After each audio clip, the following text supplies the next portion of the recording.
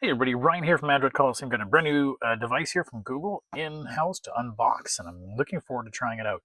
So this is the new Google TV streamers. They no longer call it the Chromecast or the Google TV with Chromecast.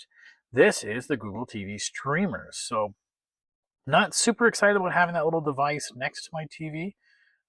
Someone change around how I set it up, but like I said, the remote's going to be a little bit different, so exciting to see that. And it has that brand new Find My Remote feature, which I loved that on the old Roku's that had it. So let's take a look here. For $129, what do we get in the box?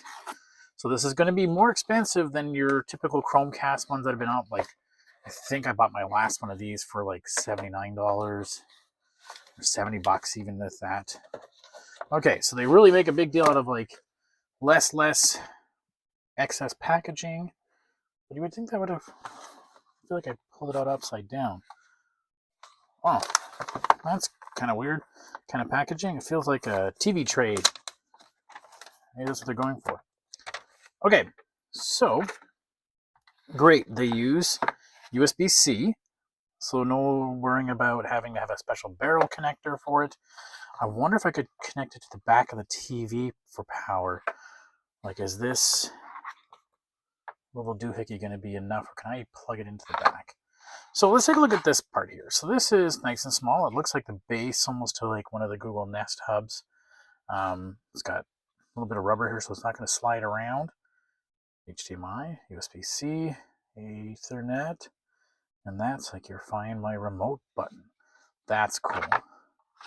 And here's the new remote. So we actually have a specialized function button. You can set it to what you want. We have our home, which was here, is now here. The volume, which was on the side here, is now here. That is your microphone now was the assistant button. YouTube and Netflix are the same. That.